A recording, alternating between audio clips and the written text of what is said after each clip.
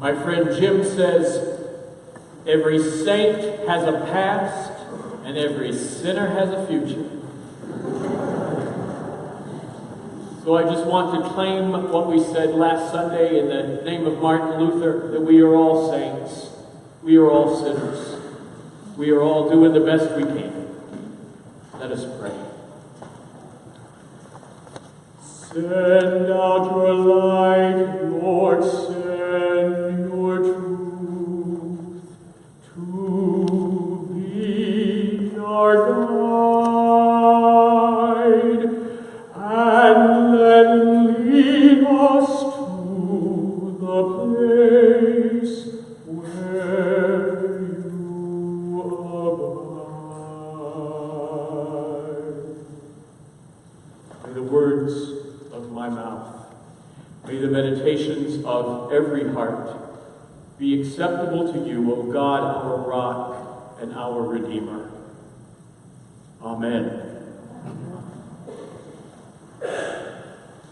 Most scholars agree that Psalms 42 and 43 were composed as a set, actually one long psalm or song. That's what psalm means, a song.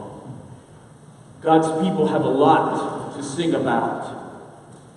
The time frame of these songs date from the synagogue of Persian times and give voice to Israel's yearnings after the Babylonian exile, after the captivity, after the insult, after the loss, when things were supposed to get better.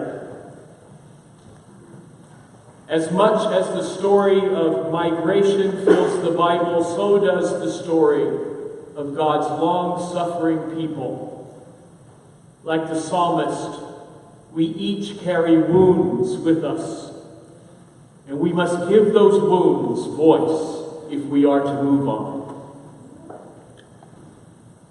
So let's take just a moment to examine that first phrase in Psalm 43, the Hebrew word shoktani. Our translation renders it, vindicate me, O Lord. Vindicate me. Prove to me that what I did was actually the right thing. Vindicate me. Clear my name. Lift this burden. But it can also be translated, judge me. Put me on trial. Judge me, God. Examine me. Tell me what I need to do to make up for the past. Who I need to see. How I need to behave to climb out of this hole of guilt and depression and loss. Judge me. The other way to translate this word could be establish justice for me. Quite different from the other two. Establish justice for me, God, because you know my past, you know where I went wrong, you know the unfairness of loss and grief. Look at Jesus. You know the unfairness of death. Restore me and make me whole. Fix me, says the psalmist. Fix me. Fix my story. And then the psalmist says, and fix my enemies because they really need fixing. Establish justice for me. Judge me. Fix me. Make me whole. And then the psalmist says, I will praise you again. I know I'll praise you again. But for now, I'm in this pit. One of my trusted advisors, Reverend Terry Applebarger down in San Mateo, says that in her congregation there, a man tells her that he went to Trader Joe's this week for his favorite comfort food, garlic stuffed olives. He searched the shelves and he asked the workers only to learn that Trader Joe's no longer carries his olives. And this grown man in the middle of Trader Joe's broke down and cried like a baby. You know he wasn't crying for olives. Those olives were just the thing that broke the proverbial camel's back. Because things are bad. Terry writes, things are bad, and we know it. You know it. I know it. Most of us are soul tired. Soul tired. Natural disasters, crazy people who get trucks and run them down city streets, unrelenting attacks at home and abroad. I won't recite the whole litany of issues we carry individually and collectively, but you know them. Most of us are simply and constantly under a great deal of stress. At church, we tend to dress up All Saints Sunday, and that's appropriate. We put it in the garment of the church triumphant, envisioning shining beings in light. We sing for all the saints, for our loved ones, some of whom passed just moments ago, and some of whom we grieve years and years. Perhaps we've even stopped telling people about the pain of those losses, because it seems like, and society tells us, we're supposed to move on. But we carry that pain. Even so, we smile and we shake hands and pretend like everything's okay, and appearances are kept up and a little sugar-coated, but who knows what any of us is carrying deep inside. We all carry hurt and loss. Why are you cast down, O my soul? And why are you so disquieted within me? And then the psalmist goes to hope. Hope in God, for I shall again praise you, because you're my help. You're my only help. You are my God. Losses change us forever, and they make us more into human beings. I don't know about you, but some days I feel like I didn't sign up to be this human. I've had enough. Really, I need to grow some more. I've asked Rick to come and sing a song with me. This is called The Miner's Refrain. It is by bluegrass artist Jillian Welch. And it describes what I'm talking about.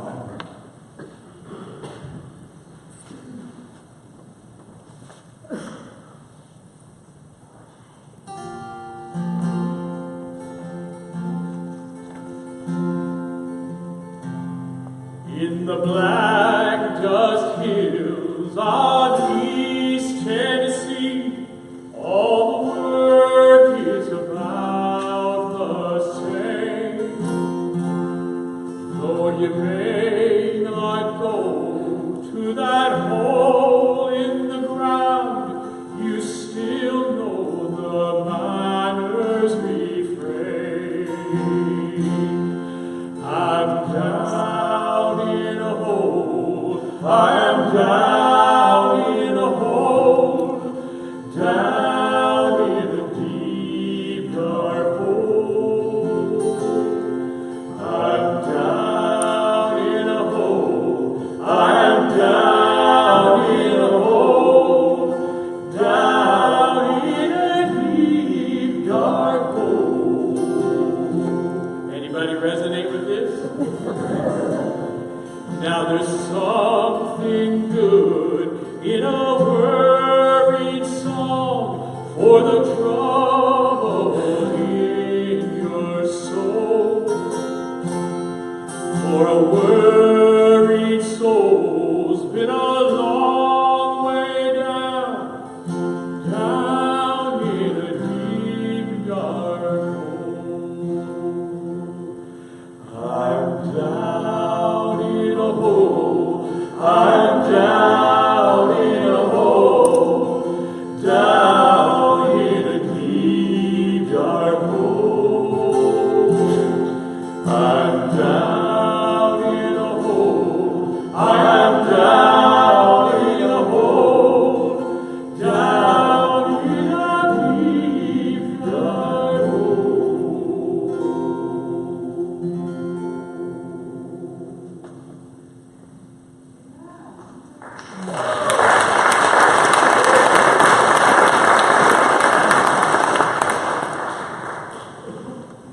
John Calvin called that, thank you, Rick, first of all. Thank you.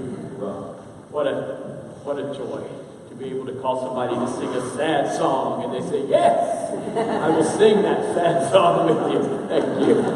That's what church is about. John Calvin called that whole a teachable spirit moment. To have a teachable spirit, to be broken open to the power of God to change us.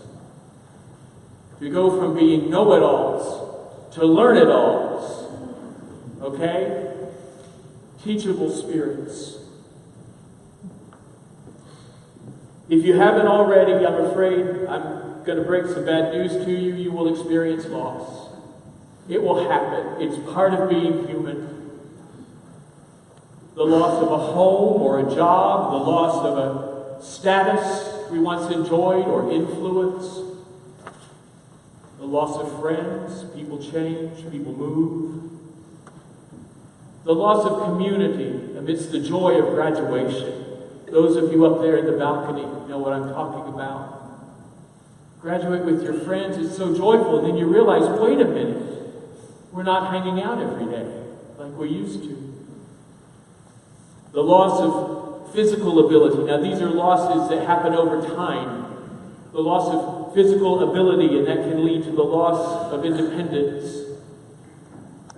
The loss of the good old days, but that are forever shrinking in the rearview mirror. The loss of living things. That tree on the corner that I loved, and now it's gone. My dog that I loved, that is now gone. Losses. Experience. Experience is the only way to deal with this kind of human sadness. There's no getting around it. There's no shortcuts by digging under it. You can't wait it out and hope it goes away. I've tried that. Believe me, it won't happen. Grief will stand there and wait with no expiration date until you deal with her. You just have to face her down, talk to her, make friends, take her out to lunch, take her to the movies. Eventually, you'll make friends with grief. Once I was completely lost in grief. Almost completely. Had I not met Lou Grosso, I think I would still be wallowing, angry and afraid and alone and abandoned. I remember sitting in my garage in San Jose and just crying. Now, you know that stereotypical man thing where you go to the garage to be alone? I live by myself. And I went to the garage to cry. I think I was trying to get away from me. I couldn't take me anymore, being this sad. And I prayed, God, vindicate me, fix me, take this grief from me. And I prayed some more, and I waited, and I just sat there, and the strangest thing, I began speaking directly to the person I was grieving for. And I told him, look, you've been dead for 3 years, and I am still a mess. I can't function, I can't move on. It's obvious that I love you and I will forever, but I have to go on. And then I said, you have to let go of me too. You have to go on to the next life. And we'll meet again. But now I can't keep holding on to you or I will die. I'm sorry for everything I did. And I wish I'd been better. I wish you'd been better too. But now it's time for you to go. And it's time for me to live.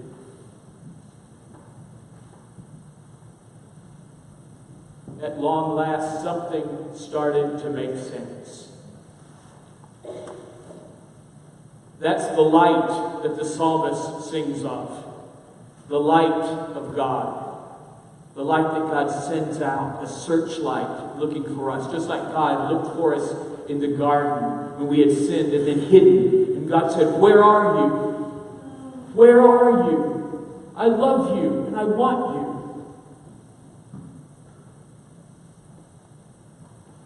That's the only way back to joy. The only way back to gladness. Now, I'm not talking about plastic reality TV show happiness. I'm talking about the exceeding joy that Psalm 43 mentions. It only comes through faith. It is costly. It is so costly. And it's an assurance that we are living as God's long-enduring children, that we are held in love, and that we are never alone.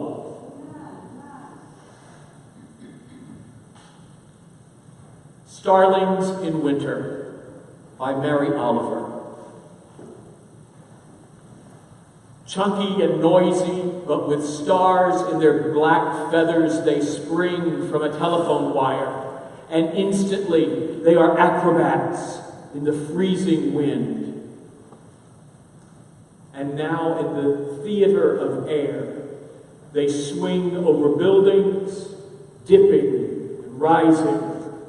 They float like one stippled star. It opens, becomes for a moment fragmented, then closes again. And you watch and you try, but you simply cannot imagine how they do it, with no articulated instruction, no pause, only silent confirmation that they are this notable thing, this wheel of many parts, and they can rise and spin over and over and over again, full of gorgeous life. Ah, world, what lessons you prepare for us, even in the leafless winter, even in the ashy city. I am now thinking of grief and of getting past it. I feel my boots trying to leave the ground. I feel my heart pumping hard. I want to think again of dangerous and noble things. I want to be light and frolicsome. I want to be improbable, beautiful, and afraid of nothing, as though I had wings.